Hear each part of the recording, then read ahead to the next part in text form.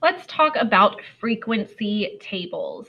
So throughout this whole next unit with data, what we're going to be doing is just, different little experiments, different polls, and looking at the results from those and displaying them in some sort of graph.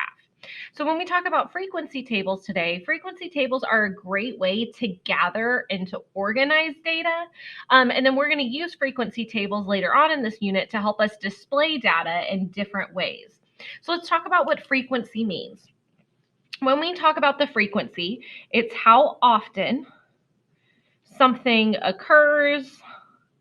You might see it as how often something happens or how often something appears. Any of those three words are typically the most common ones that we see used. So frequency, again, how often something occurs, happens, or appears. So I've got some Fruit Loops right here, just a pile that I've poured out. And on my frequency table, it's always going to be divided into two columns. The first column on the left, it just tells you how we've organized our data. So this is really our organization column. So you can tell that it wants us to organize our Fruit Loops, by color. And then the second column is always going to be the frequency. This is where we record our data. So I'm going to quickly organize my Fruit Loops by color. So now that we have them organized by color, when it asks for the frequency of the color red, I just want to know how often does the color red appear? So how many yellow Fruit Loops do I have? So the frequency of my red Fruit Loops would be 2. The frequency of my orange Fruit Loops would be 1, 2, 3, 4, 5, 6, 7. The frequency of yellow is 1, 2, 3, 4, 5, 6, 7. So it is possible for two different colors to have the same frequency. Just again, depends on your data. The frequency of green is 5. The frequency of blue is 5. And then the frequency of purple is, oops, that one's kind of sideways, is 8. So from this data that we see here, we can ask ourselves different questions about which one is the most frequent, which one is the least frequent, which colors have the same frequencies. All of those things based off of our table, we can answer those questions. So it is possible too, let's say if I maybe didn't pull any red Fruit Loops, that red could have a frequency of 0. So if something doesn't appear, it doesn't happen at all, we just say it has a frequency of 0. So let's look at making a frequency table.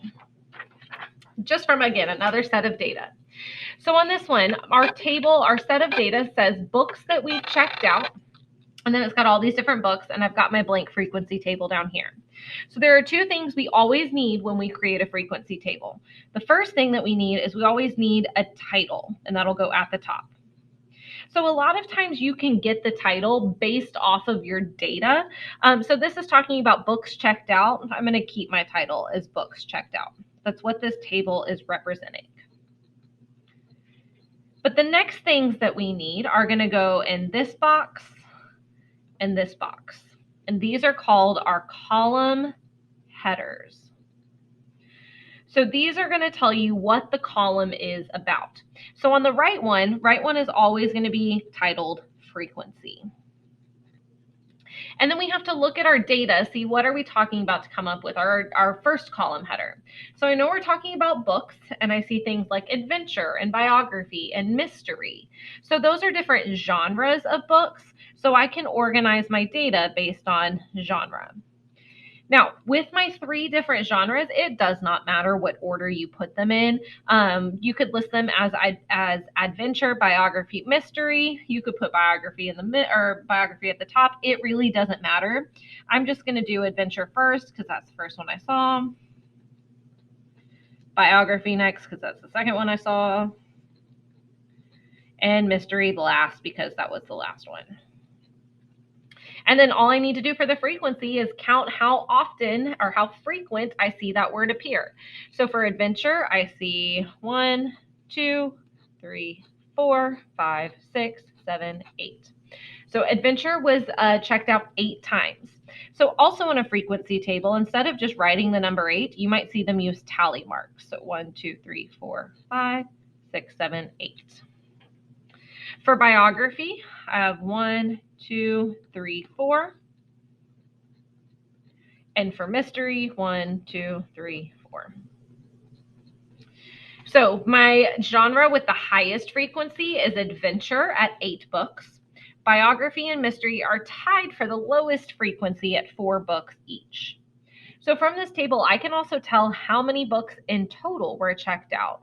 There were 8 adventure, 4 biography, 4 mystery. That would give me a total of 16.